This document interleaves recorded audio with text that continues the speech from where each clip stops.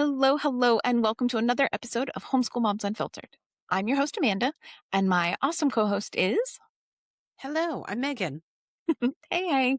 All right, so we are your source for messy, imperfect homeschool advice and community.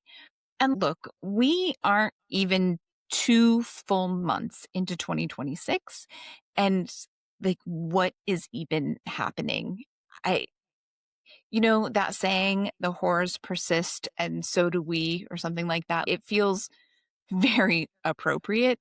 And also, honestly, it underscores just how important safe, like-minded communities are in these really scary times. So we are grateful that you're here and a part of the Homeschool Moms Unfiltered universe.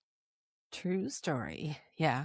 There's this line that gets thrown around a lot of times in novels, and so much so that in a lot of the Facebook bookworm groups that I'm in, it's kind of become this punchline. But there's this line that gets used all the time where the author will say, "She let out a breath she didn't know she was holding." And while that is potentially likely overused, especially in the historical fiction genre where I live, I will say that I do find myself experiencing that sensation sometimes and probably noticing it more because it's used so often in books, where when you meet someone and they'll give you a little signal that they're also worried about the condition of the United States, the state of affairs in the United States, their neighbors, their kids' futures, all that stuff. Like, it feels good when you get that little signal. And sometimes I do. I let out a little breath I didn't know I was holding. So if you're a regular listener to the podcast, you'll know that I do not live in historical fiction land with Megan. I prefer to spend much more of my time engrossed in the pages of werewolf and sometimes Brava smut. I'm just going to put that out there. And I can assure you that there are also references to breathing in my books, but usually very different. Something along the lines of much heavier breathing. But anyway, listen, if you are new-ish to the podcast, you'll find that our difference in preferred reading material is not the only thing where we vary quite a bit. Actually, for one thing, I'm an aggressive academic homeschooler, and Megan is a self-described loosey-goosey unschooler. And yet here we are, more than 150 hours of podcasts and episodes in, and we're still cheering each other on, both as the caregiver and the parent doing it, but also for our kids and seeing where they go and what they do and their newest projects. It's fun and it's exciting because we can agree to disagree on books, pleasure reading, right? Homeschool philosophy, how much clutter is acceptable, and whether or not there should be large pieces of art on the wall, and right, like just so much more. But we are never, ever going to agree to disagree about human and civil rights, not with each other or anyone else for that matter. Yeah, true story. That is a firmly drawn line in the sand for us. We don't fuck with the all lives matter. If only she had complied. If only they had come here legally. Love the sinner, hate the sin crowd. No, no, no, no, no. Imagine the very opposite of all of that, and then add to it, fuck ICE and arrest the pedo in chief. Yeah, I mean, and all of his freaking pedophile buddies, Republicans, Dems, all of them. Like, I'm so tired of conservatives being like, yeah, well, Bill Clinton, like, okay, fine. Like, have Yeah, him, yeah. like, have any of them. I don't, Bill Gates, unfortunate, not a big surprise necessarily, but unfortunate, like, whatever. You don't get to do that. Let's Yeah. have a true, honest investigation and take care of the shit instead of being like, well, we can't take care of all of them because if we do, the entire system will collapse. And whatever will America do? Bring it on. Yep. Bring it on. We'll start over again, right? Yeah.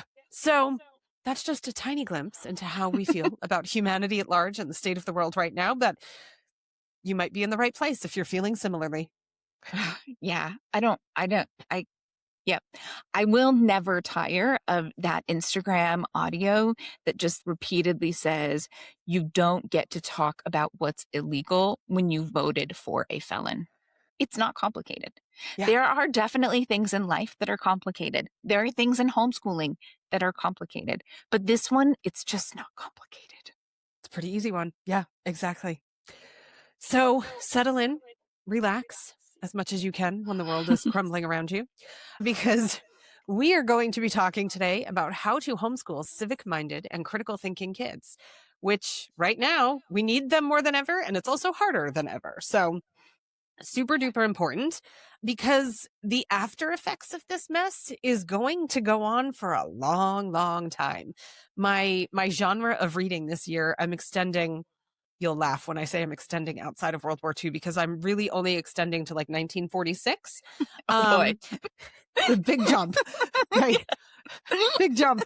But a lot of it is into the aftermath of the war. And I'm like, okay, I'm kind of preparing for the next step. I mean, I already know how democracy was dismantled in Germany innately from everything that I've read and studied and all this kind of stuff. And I'm like, now I'm like, what's going to happen after? Because we're already in the other part now. So what happens after? And so now it's like hunting down war criminals and holding them accountable and all that kind of stuff. And that's kind of my 2026 genre of reading has a lot of that going on. But our kids are going to be dealing with the mess of this for years and years and years to come, in the same way that people in Europe dealt with the after effects of this global upheaval and catastrophic event for so many years to come. It's going to go into their adult lives, and they're going to need incredible critical thinking skills, a strong understanding of civics to help us put ourselves back on our axis. But also because so many of us right now feel so helpless, that today we're going to be talking about specific things that we can do in our homeschool life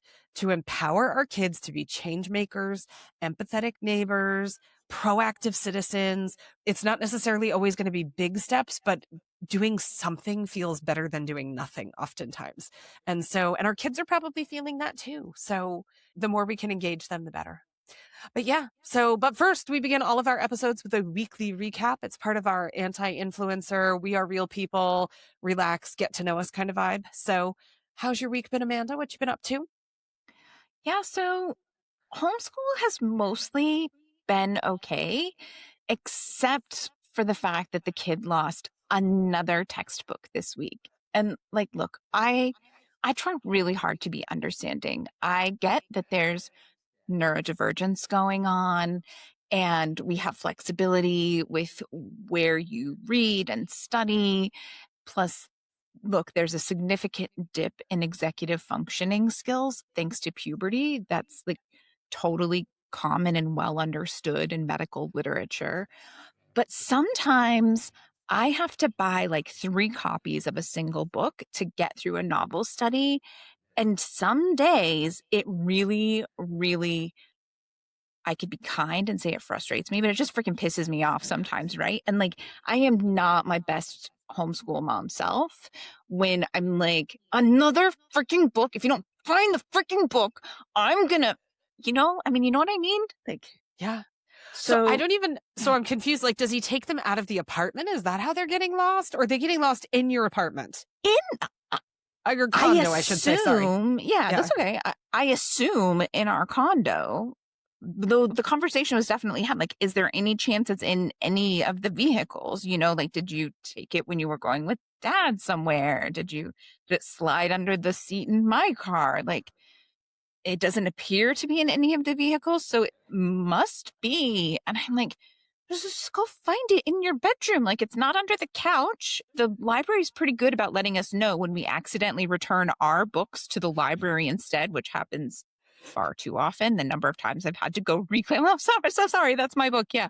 Because we have one of those auto feeders that you feed your return books through. So when something goes through that's not supposed to be there, they know whose books it came back with. They're like, did you lose a, like, oh, I don't know, but probably. Yeah. Sounds like us. Yeah. Exactly. We have a hard time keeping track of books. And by we, I mean my child. But yeah. I'm laughing at the idea of a book getting lost in your car, because if you aren't aware, Amanda drives a smart car. And I'm like, how could you lose anything more than like a paperclip inside a smart car? Yeah.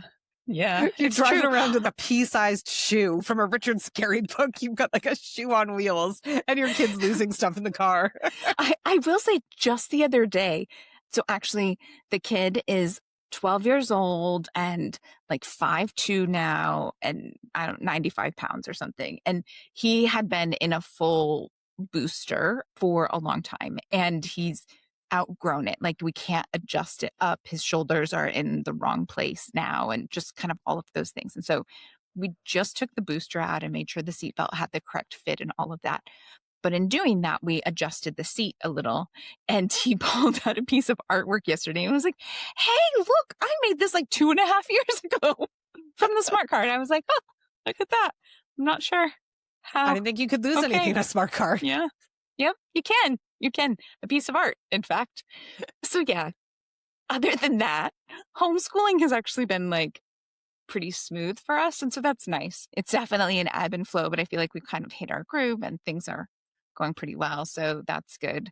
And then, like, for me personally, chronic illness just sucks. And we've talked about that often on the show for different things. I have this like stupid cough that's not like a regular cough, and I just can't shake it. And I went for more x-rays and blood work, and it's like, well, something's definitely wrong, but maybe it's a new infection, or maybe it's just chronic inflammation. The numbers are kind of high, but not so high that we know for sure. So let's try these 3 new meds, because that'll be easy to figure out which one works and which one doesn't work when you do a bunch of new things all at once. And then you should probably also come in for a bunch of other expensive tests, and hey, maybe we'll throw in a CT scan too. And I'm like, because of course it's a new year, which means my deductible has reset, because I live in basically the only highly developed country in the world without any sort of universal health care. So that's cool.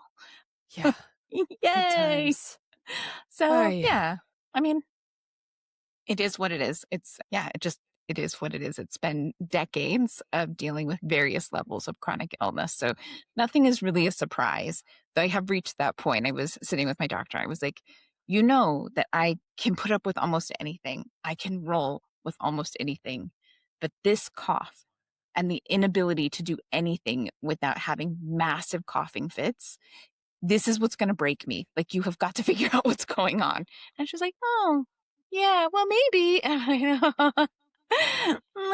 Well, maybe you, like, pressure's a little high. Maybe we should increase some blood pressure medication. Like, maybe just fix the cough that's causing the increased blood pressure. And then I won't have to kill you over the fact that my blood pressure is high. That's a whole other story. So yeah, that's what I've got going on. How about you? You got some more funk from Portuguese school. So it's been a rough week for you. What else have you got going on? Yeah. So I've been working on giving some life to my apartment. I've talked about the fact that I'm on a journey to recover from millennial gray. And so I had been working on my apartment and doing some stuff in the hallway one day last week. And that night I got in bed and I was really sore.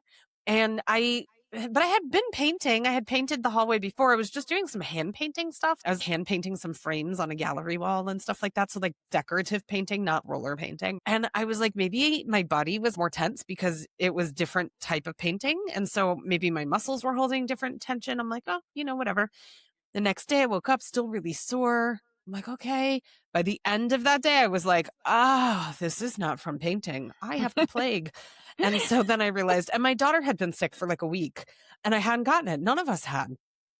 And now that has changed. We all have it. So I was saying, like, we live on the top floor of our apartment building and the people below us, I'm like, they probably feel like they're in like a Dickensian era workhouse because the hacking and the coughing is like constant. And I'm like, I'm so sorry. Right. But I had like 2 or 3 days where I just like could not get out of bed, wake up in a puddle from fever sweats. And I did have a dream that and you know who I'm referring to, that he died during one of my fever sweat nights where my sleep was like really disjointed and stressful and whatever. And then I woke up and I Googled it because it felt really real. And then I was like, for fuck's sake. So that was probably the worst part of being sick, was the fact that that wasn't true. But I just see it now. You're going to send like a card to your downstairs neighbors that are like, we do not have tuberculosis. COVID maybe, but not tuberculosis. Exactly. And it's all Astrid's fault because she keeps bringing it home from Portuguese school. So, but I'm like, but she's doing great with Portuguese, by the way. So, You win some, you lose some. Exactly. So, but yeah, I finished like one whole wall in the hallway. I shared pictures on Patreon. If you're on Patreon, it's in one of the chats. It is the very opposite of millennial gray. I'm having a very good time with like color and flowers and artwork and all kinds of stuff. So I'm having a good time. My kids are a little shell shocked because they've only lived in millennial gray and they're like, what is happening here? And I'm like, I'm recovering. So yeah, so that's that. It's still raining. If you're not familiar, Portugal is what we would call in the US a state of disaster, right? Is that what they call it? What I do they think call it? maybe, State of emergency, yeah, right? just state of That's emergency, I think. okay, perfect. I like forgot already what the terminology is. So here's Portugal, same concept has been declared a catastrophic zone. And basically we had the equivalent of 3 named hurricanes back to back to back in a span of like about 3 weeks, maybe 4 weeks, which was fun. There was a dike that broke in Coimbra, which is like not that far from us. It's the distance between like Miami and Fort Lauderdale, like us to them. And so, I mean, the flooding is just unreal and like the damage and people have lost everything. And I mean, it's awful. So we are the top floor of our apartment building and the roof took damage during one of the first storms. And so we have some nice water features that have been coming through our kitchen. But the problem has been it won't stop raining. It has been raining for like over 3 weeks straight. And so nobody can get up on the roof to really do any major repairs. They've kind of come to band-aid the situation. Our landlord is amazing. Like, I mean, they send up more towels, like whatever we need. They're like, we're here to help, you know, but Like the tarp won't stay, but here's 10 more towels. Good luck. Exactly. But even when there is like one afternoon where it stops raining for a few hours, there's so many buildings that are damaged at this point that to try to get somebody here in like a 4-hour span that it's not raining is like, they're like, we promise you as soon as the rain's out. I'm like, no, I know they're great. You know, so, you know, I wake up in the morning and it's always in the kitchen. So I like open the kitchen door with some trepidation. And the other day I opened it and sure enough, there's like 5 spots that are leaking in the kitchen. So there's like buckets and towels and all that. But I did send a picture to Amanda the other day because there's towels on the floor and now our dog lays on the towels and she's like, this room needed rugs. Thank you. It was never really comfortable for me just laying on the tile floor. So I really appreciate the addition of these rugs. I'm pretty sure she thinks they're there just for her. And now I'm like, great, when they fix the roof and we don't have towels on the floor in the kitchen anymore, I'm going to need to put a rug somewhere in the kitchen because otherwise she's going to think that she had a perk and now it's been taken away. Yeah. So but yeah, it could be worse. I mean, so many people have lost so much stuff that like I will mop up our kitchen and move on. It's okay. So yeah, so that's that. But you know, I could be worse. I'm feeling a little bit better. So it is what it is. But yeah, so all right, let's talk homeschooling during the clusterfuck that is 2026. And it's only February. So buckle up, people, buckle up. So if you're listening to us and the value statement that we shared a little while ago at the beginning of our episode didn't scare you off, then we likely don't need to tell you why this topic is important for us to be covering right now. But everyone is on their own journey. And we know we have listeners who are unpacking closed upbringings, religious trauma, all kinds of stuff. So to be clear, this is important because we are not raising kids for this moment. We are raising adults who will inherit the consequences of this moment. And I'm not sure any of us dreamed of passing this mess onto our kids when we dreamed of becoming parents. Well, yeah, like we said, not even 2 full months into the year yet. And the political whiplash and emotional toll is enough to overwhelm most people. So if you are bopping between doom scrolling and rage spiraling, you're not alone. If things that normally you could be like, oh, okay, whatever, the internet is dumb, are setting you off on the like, I have to rant about this, you are not alone. Poor Megan gets so many messages from me. They're like, I just need to rant about this. If you have been tempted to crawl into a bubble and come out in a few years, we don't blame you. I think a lot of people are really tempted by that idea. But the unfortunate reality is neither ends of those extremes will prepare our kids to take their place in the world. And so that's what we're going to talk about today. What will actually help prepare them? Yeah. So let's dig in. Before we kick off our first topic, just a reminder, like and subscribe. And if you're feeling really kind, leave us a review. Not only does it ensure that you'll never miss an episode, but it feeds the evil algorithms that run our world and helps other secular and progressive homeschoolers find us. So when they find us, they can hop right into this conversation about critical thinking. Let's do it. Yeah. This past weekend, from the time that we were recording this, was the Super Bowl and the nuclear meltdown. over Bad Bunny was enough for many of us to realize the lack of critical thinking skills present in our country today. Yeah. It was bad, right? So when we talk critical thinking skills, we're not talking about memorizing amendments or reciting facts. I mean, how many of us learned government that way? And well, first of all, most Americans don't understand how our government works, but also it was boring and we didn't retain a lot of it anyway, the way that we learned it. Although I would like to say that I am down with people being able to recite facts like, yes, Puerto Ricans are US citizens. I feel like that's a fact that maybe we should know. Just going to Yeah. put that out there. Could have made things a little smoother around here in the last couple of weeks. Yeah. Yeah. Oh gosh, but critical thinking goes so much deeper than just knowing facts. I mean, we're not saying don't teach your kids facts. They need facts too. They should know what our government documents say. They should know the branches of our government. They should know all that stuff, right? But we're talking about going beyond that into things like how to identify bias, distinguishing fact versus opinion. Hello, Fox News. I mean, they literally showed up to defend themselves in court and said, we are not a news organization. This is entertainment. And people are like, everything they say is the absolute truth, right? So the ability to differentiate those two things would be great. Understanding how systems work, various systems in government and society, recognizing propaganda, which, hello, in our How Democracies Fall unit, we have a whole section on propaganda. Go check it out. There's a link in our show notes. Asking who benefits from certain things. When you're looking at a news article, when you're listening to a conversation, when you're hearing somebody's position on something, who's benefiting from this? Somebody has an agenda in all of this. Who are they and what is it? Yeah, no, for sure. So when it comes to identifying bias and recognizing propaganda, it is important to take the time to compare coverage of the same event, right? So just a quick little plug. If you can afford it, I really, really, really recommend signing up for Ground News. I feel like most of your like more politically outspoken social media personalities have affiliate links with discounts for Ground News. So definitely go look at that if you're thinking about doing it. We aren't famous enough to have one, but I got mine from Under the Desk News as a Oh, way to love like them. support. Yeah, right. Like Yeah. the incredible work that they're doing and like, oh, here's a little, because that's what affiliate links do. It just gives them a little bit of like, here's some extra. So anyway, Ground News, it's great because it quickly shows you who is covering what and if one side of the political spectrum is failing to cover something entirely. There was something I was recently looking at where there were, I don't know, 20 some things being covered by the left and the right had covered it like three news sources had covered it. It's really good at being able to show you like right away. And then it also will show you the different sources with info on whether or not it's high factuality, mixed factuality, barely factual at all. And then some levels of membership will even show you how the news sources are funded, which these days, with everything that's going on in the US, can be a really important piece and a really helpful thing to be able to educate your kids on, an easy way to work on talking about those things. And here's just a really quick random tip for that if you're interested. I paid for one subscription. I put the app on my phone and then I use the browser on my kiddo's laptop to sign in. So now with one subscription, we're both able to look at it because you can have it on an app and on a browser.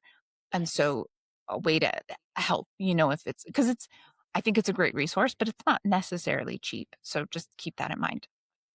Now, if you can't swing the cost of the subscription right now, or maybe you're like me and you truly can't manage one more random app, service, or platform, I get it, right? Just take the time to look at various sources and make sure that they run the spectrum. So, some things you might look at anything that's from AP News, Reuters, an international source or two, like maybe The Guardian, the Financial Times, the BBC, or the Toronto Star. Those are all rated high factuality. Their opinion pieces are mostly going to lean a little bit more liberal, but their actual reporting and investigative work is all considered really centered and lacking in bias and things like that. Now, the other side of that is you do need to go look at the other far end of the spectrum. So, Fox, if you can stomach it for the sake of your kids' education, I will say keep in mind that Fox, in its printed news stuff, actually is better than Fox, the TV stuff. So keep that in mind and talk about that. There's a pretty big difference between what you get on their website that's actually meant to be printed material versus the talking heads and the lies that they spout. And then you have to be careful, but if you're going to go that way with Fox, you should go the other way with sources like MSNBC. And the reality is it's not center, but it covers it. And looking at the whole spectrum is important when you're comparing bias and trying to make sure that you're being careful with that. And you're going to want to make sure that you're discussing things like what language changes between these sources. Are there big emotional words in the headlines? And which sources are more likely to have emotional triggering words? And if one source frequently has emotional triggering words, and then you find a topic where suddenly their headlines have none of those words, what does that mean? What images are they using? Are they well sourced? Are they manipulated by AI? These kinds of things matter. What's emphasized or what's omitted? And then who are their sources? I find it really hard to believe that in 2026, we are in a position where so many sources can just lie, and that's okay. But we are there. And so it is more important than ever to check sources and to be really aware of which sources are no longer reputable sources. Mm-hmm. So, a couple just really quick resource suggestions. Most of you who are listening are probably like, oh, yeah, I know that. But there are a couple really great like media bias charts. So, allsides.com has one. There's the Ad Fonts media bias chart. That's another great one. Again, I can't say enough good things about Ground News. For me, it does a great job of protecting my algorithm while also allowing me to get great coverage on both sides. The flip side, it's an email newsletter showing left and right takes kind of side by side on the same issues. I can't do another newsletter, but for some people, that's preferable over trying to stay on top of social media things and stuff like that. I totally get that. And if you want something along the lines of curriculum or just a few lessons to go along with this, the Hearth and Story Level 6 Brain Food does have several lessons about media literacy, news, spotting bias, and just all of those kind of things. So it can be really helpful for extending conversation. Or if you're just one of those, like, I really want to do this, and these all make sense, but I don't really know how to even get started. I think the Hearth and Story individual units, I think they're like $8 or something. It's a really affordable way to get it, and you can just use it to help get you going on how you're going to start the conversation. Yeah. I'll add to All Sides. I'm not on Ground News, but allsides.com has a similar vibe, probably not as robust as Ground News because it's free, but it does have where it'll have the same news story and then it'll have a left, right, and center underneath it. So you can compare all three and it's a free website. So if you're not able to get your hands on Ground News right now, that might be something to explore in addition to the media bias chart is like it does give you a spectrum of news over there. So yeah.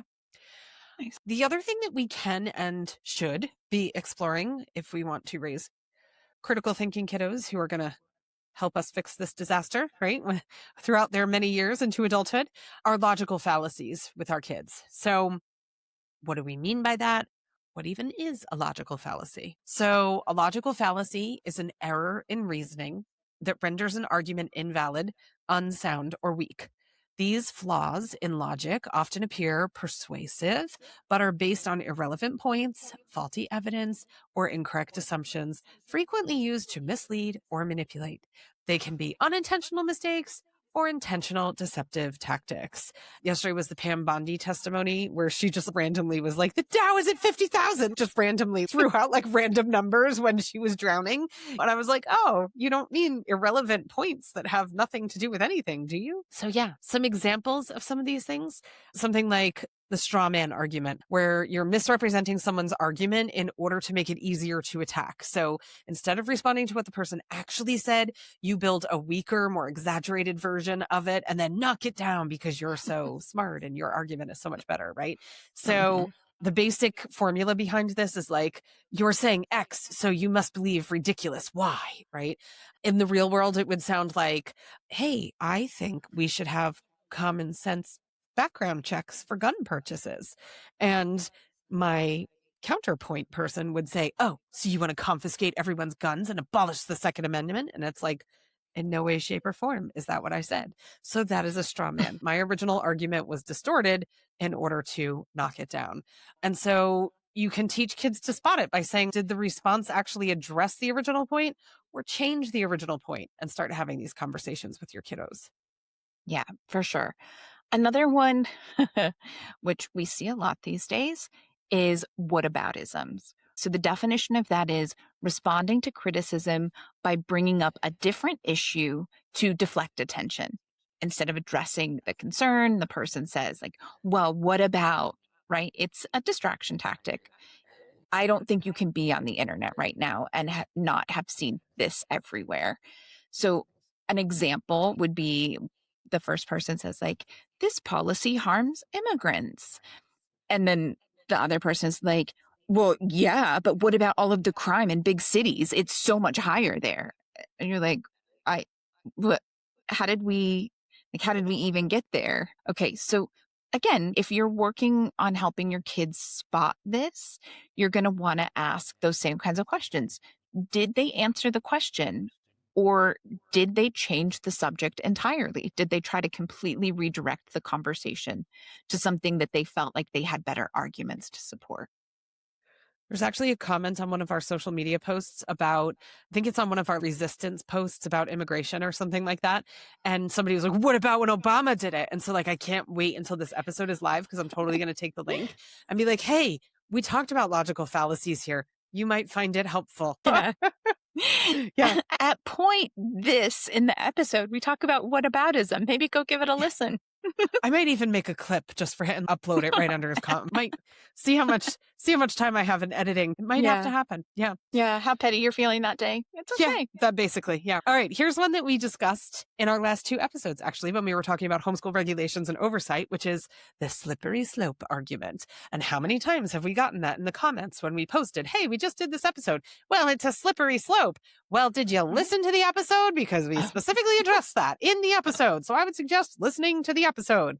But, right, the slippery slope argument is basically claiming that one tiny step will inevitably lead to extreme catastrophic outcomes without evidence that those steps are connected or likely. So if we allow X, soon we'll have Y and it'll be total chaos.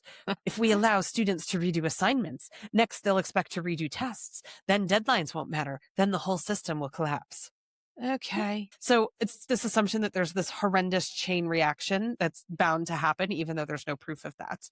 So we could talk to our kids with things like, is there actual evidence to support this chain of events happening? Or is there maybe some fear stoking going on here? Yeah. Another one, I'll cover this one because we all know how much Megan absolutely loved learning Latin back in the day. True story. But that's the logical fallacy that's called ad hominem. So this is the idea of attacking the person instead of the argument. And again, we're seeing a lot of this one these days as well. And we're covering logical fallacies because we're seeing a lot of them these days. Instead of refuting the claim, you insult or undermine the speaker. So the formula is like, you're wrong because you're, and then you insert an insult about the person. And in a real world example, like you just can't trust her opinion on taxes. She's a liberal.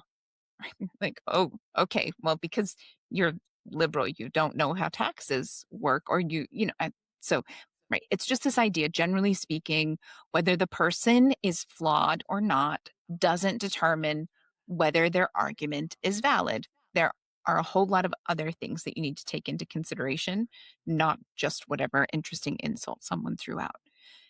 And so, again, it's a pretty easy kind of question that you're having with your kiddos. You're discussing, did they respond to the idea, or did they immediately attack the person so they could avoid discussing the actual issue? Okay, so that's like a quick overview of some logical fallacies.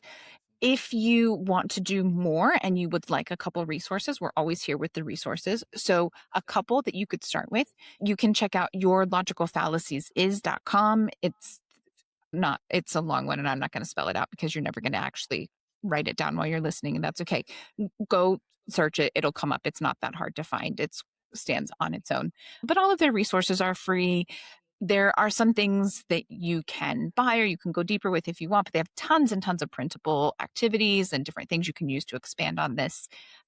Another one, and I know it seems like I'm really pushing Hearth and Story hard this episode, and we're not even getting any money for it. Maybe we'll find an affiliate link and drop it in the show notes. You can go through with some affiliate money. But that said, Hearth and Story level 5 brain food covers logical fallacies. It's not a huge part of it, but there are a few lessons in there that specifically outline a bunch of logical fallacies with some examples so you can work through those without having to completely recreate the wheel. And again, I think they're somewhere between $5 and $8. I really should have looked it up before the episode, but I wasn't thinking about trying to do the whole influencer buy from our link thing. So yeah, it's solid. It's nice to be able to have, for me, you homeschool how you homeschool, but for me, it's nice to have someone who's already started it. I can go lots of places if I've got somewhere to start, but it's the starting that's like, oh, I need to like research and put this together. I got to get creative. I got to come up with things, and maybe we'll do it next week. And the next week becomes like, I'm still trying to make my Christmas cookies, and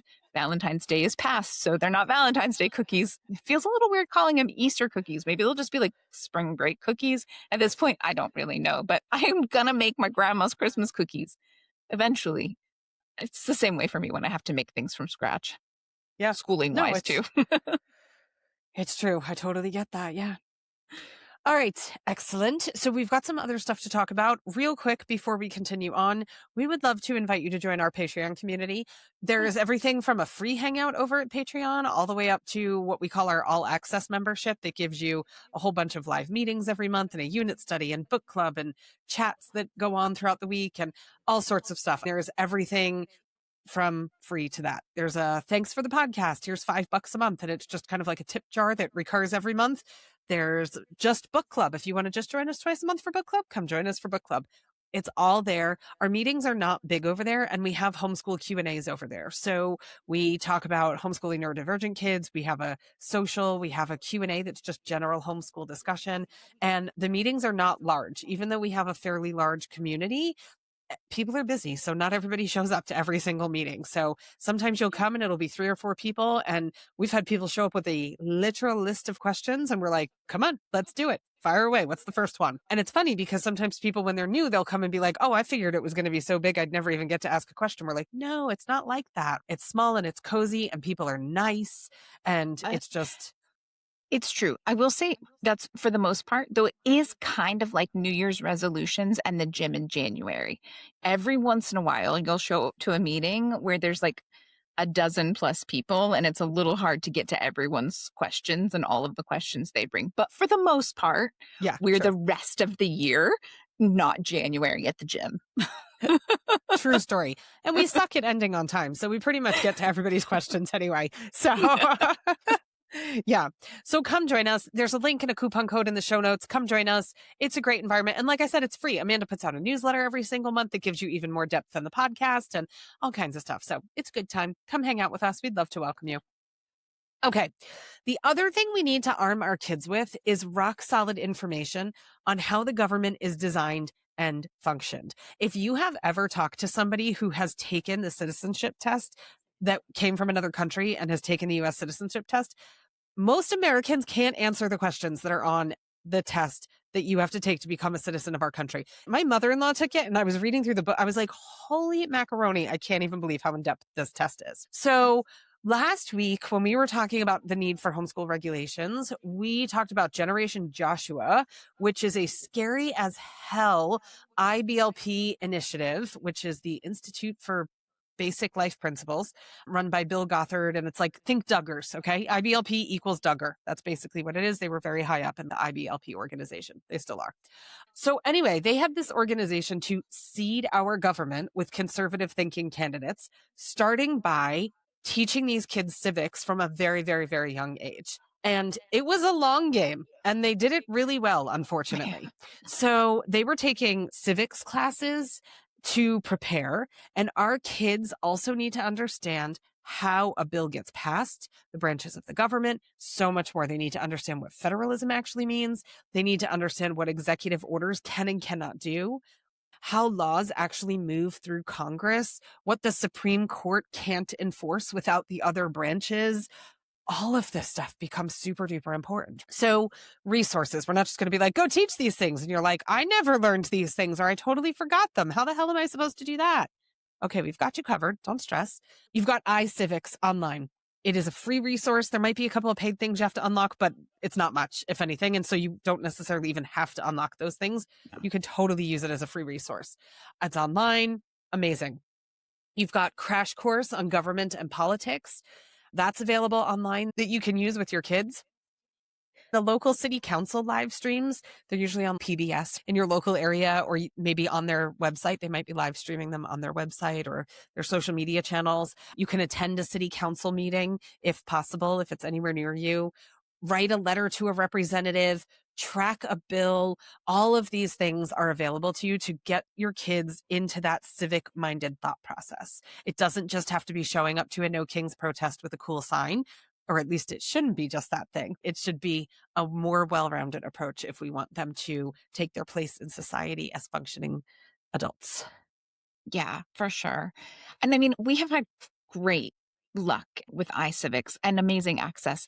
Several seasons ago, I talked about how we actually got to my kiddo, I say we, my kiddo got to sign up and attend a talk with an actual Supreme Court justice. And I sat at the side and like totally geeked out over the fact that we were doing this. And he did not realize the significance or the magnitude of it. But that was done through iCivics. They do some really great things. And then they have lots of great resources and stuff like that too. So yeah, for sure that. And again, it's that thing. Maybe you learned this stuff in school. Maybe you didn't. Maybe you learned it and you just don't remember it. Maybe you went to a crap school that really didn't bother to teach you most of this stuff. Maybe you grew up in a family that was like, we don't do politics. It is okay. You can learn along with your child. We talk so often about the fact that the vast majority of us need to learn history right along with our kiddos because the history that we were taught in public school or in brick and mortar school was very whitewashed. It was very one sided. It was very Eurocentric. It had a lot of issues. And so we can and we should and we do learn history right along with our kiddos. You can do the exact same with civics and how to get involved and how government's supposed to work. And when your kiddo says, well, yeah, but I read this thing that said the president wrote an executive order on that. So that's what it is now. And if your answer is like, I don't know, that's okay. Like, Yeah. I don't know. Let's go look it up. Let's go find out for sure what that means. That's great. There's zero judgment. In fact, there's positive judgment because when you're the one that's like, I don't know, let's go look that, you are showing those like foundational skills of like, Yeah. hey, grownups don't know everything. And this is what you do when you don't know something. You don't lie about it. You don't make up an answer. You go find the answer. Mm-hmm. Done and done. Yeah. Okay. So I think you're picking up what we're putting down here, but it is important to teach history and the historic parallels from a fact-based place. So we don't want to be saying, like, we're Nazi Germany. Look, I get that it feels like it. I get that there are an enormous number of parallels. But the important part is that you're really going and looking at what were the early things that happened, what started in the 1920s and the early 1930s, the Nazi Germany and all of those things. What are those early warning signs in history? We've talked about it before, but we spent a lot of time putting together original propaganda images and quotes from speeches, and then finding comparable images that have been put out by the federal government and quotes from leaders. And we included those in an activity in our How Democracies Fall unit study because, again, for a lot of people, myself included, it's easier to have a starting place and it's there. If you'd prefer to put it together and you want to make your own unit study from scratch, by all means, the internet is there. You go on with your bad self. Just be careful. Make sure you protect your own mental health in the process. Times are hard. It is tricky. Like, yeah, just protect your mental health if you decide to do it all on your own. Yeah, because I'm going to put it out there. Amanda's not the one who scoured the Department of Homeland Security social media pages to get those images for you. Okay. Okay. No, no, I was not. And Amanda's like, hell no. I've saved a few things from their Instagram feed because people don't believe the Yeah, awful things that they are publicly putting out there. And so I have gone and saved a few specifically so I could share it with people. But I don't want to, I don't, no, because I'm I still can't. getting them months later now in my feed where they're like, she loves the Department of Homeland Security. And I'm Yeah. like, okay, the unit study's Uh, amazing. At least the unit study came out great. It was worth it. well, I mean, and it's just that I am not in a place where I can be constantly bombarded Yeah, with stuff from the Department of Homeland Security because it threatens my family. I'm here. And so, yeah, again, protect your peace. yep, There's you have to we have to fight. We have to resist. There are things we need to do, but you also have to protect your peace because if you're not doing that, then eventually you're not going to be able to fight or resist either. And that's not a good solution true either. So, story. all Yeah. right. We do see and hear a lot of people saying things like, it's never been this bad before, or this isn't the America I know. But it has been this bad before. The US, and honestly, probably every other country around the world, has perpetuated some truly heinous stuff throughout history. And we have to be honest about that. So, we're going to throw out a few additional topics you can research that can really help show the fact that this isn't new. Just because it might feel new for especially the really privileged white folks out there, this stuff isn't new, especially not in the US. Some things you might want to research: McCarthyism and the persecution of left wing individuals and the restriction of dissent. Japanese internment. Look, this was not that long ago. There are absolutely still people alive today who lived through Japanese internment. It was a time when the US government forcefully rounded up and imprisoned Japanese American citizens and legal US Japanese residents in truly awful conditions. They took away their businesses, their homes, their land, and they never gave them back when they were eventually like, oops, sorry about that. And so, look, the thing is, we were not taught about this very much. If you are an American and you're listening to this, or even if you're not in the US and you're listening and you're like, wow, I didn't realize that in recent history where people are still alive to know this, like the US did that to citizens and legal residents. That's crazy. That's okay. You are so not alone. There's tons of information out there. Again, we have a unit study on it. If that's something, you should totally go check it out. You're welcome to go do the research on your own. There's lots out there. It's important to cover and really think about, especially given what's going on right now. Redlining is something else you should totally look into. Structural racism is real. And if we ignore the history of it, we can't fully address structural and systemic racism. And so, really looking into redlining and what that looks like, and that in many ways ties directly into voting rights. This is a great time to be learning about voting rights because we have the proposed SAVE Act that has gotten much further than any of us hoped it would. But if you are going to be researching the proposed SAVE Act, you should absolutely also be looking at the history of voting rights, who got what and when. If you're following along, you're not going to be surprised to hear that there was a whole lot of sexism and racism involved in the movement, in the effort to get the right to vote, both back then and now. So you can use a unit study. Hint, hint, we have one of those too.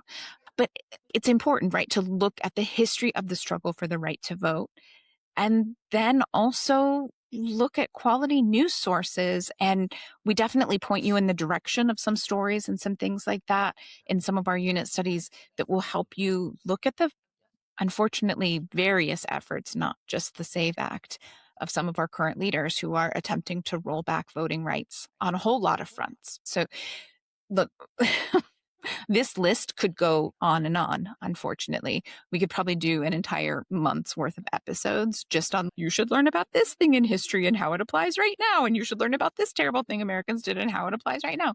But generally leave it at that for now. There's some good jumping off points. Yeah. I mean, when you talk about voting rights, all I could think about was the day that Hillary ran against Trump and women were lining up to put their I voted stickers on Susan B. Anthony's headstone in the cemetery. And it's like, okay, fine. Susan B. Anthony was what she was, whatever. But she said so many horrific racist things in her lifetime. But because we never got that part of history, everybody was like, I'm going to go to Susan B. Anthony's gravestone today and this, that, and the other thing. And I'm like, okay. I mean, there's a thing on the Susan B. Anthony Foundation website that's literally a whole page that was like, or at least it was a couple of years ago. I don't know if it's still there. It's like, was Susan B. Anthony a racist? And I'm like, if you need to put that on your website, I'm going to guess I already know the answer. This is not great. But yeah, dig into that some more. That's fun. Okay. When you talk about McCarthyism, I have to say people need to watch Being the Ricardos on Amazon. I know Amazon, I'm sorry, it's an Amazon Prime thing. So I think you can only get it on Amazon.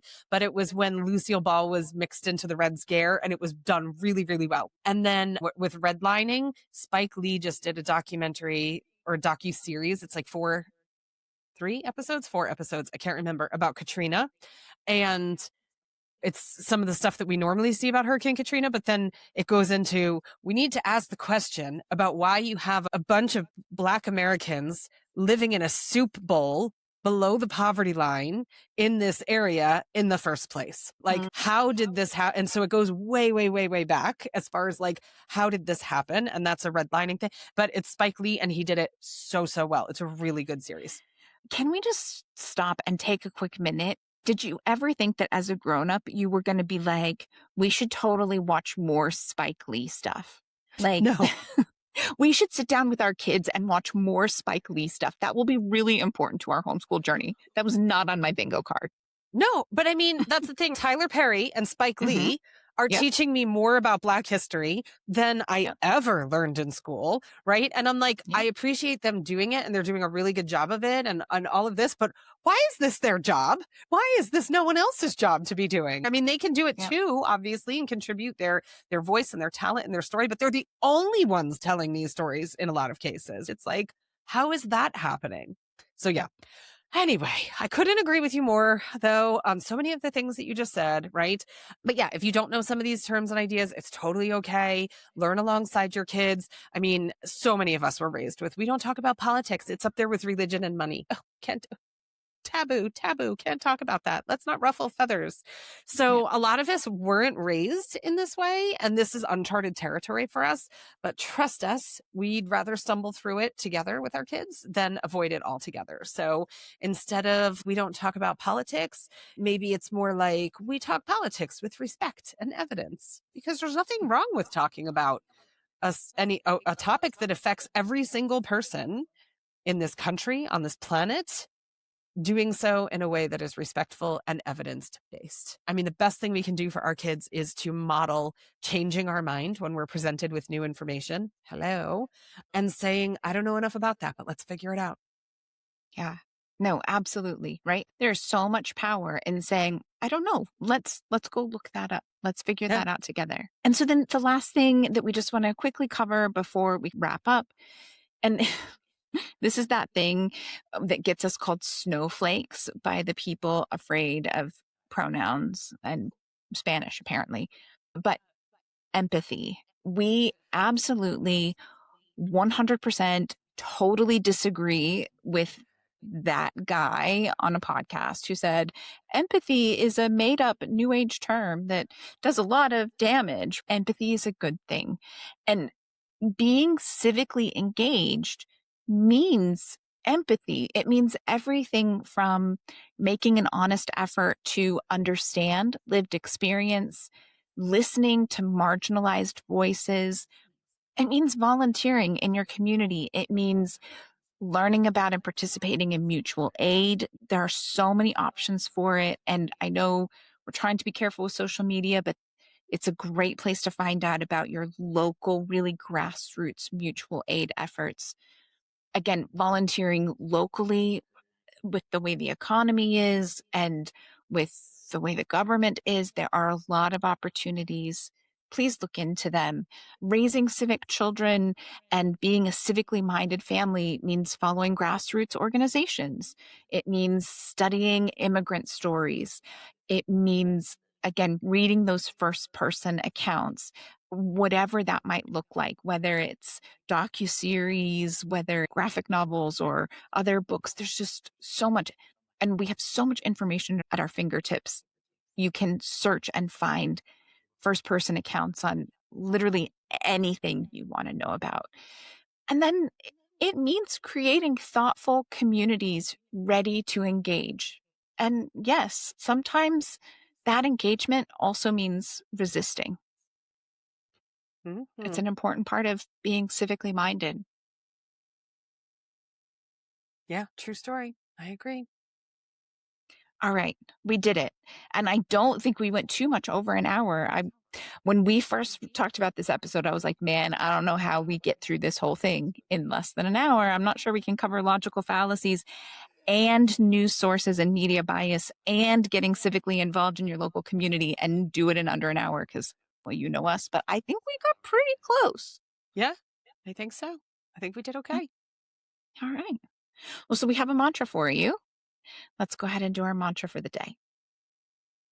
Teach them to question authority thoughtfully, challenge injustice boldly, and never confuse loudness with truth.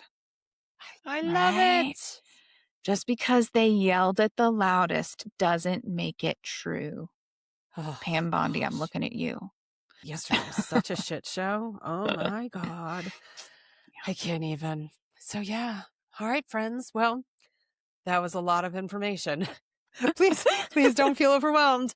Listen a second time if you need to, but you've got this and you don't have to do it all in one day. It's just a So, matter of making steps towards critical thinking and civic awareness, and your kids are going to be amazing. And happy homeschooling. yeah, you've got this. Have a great one.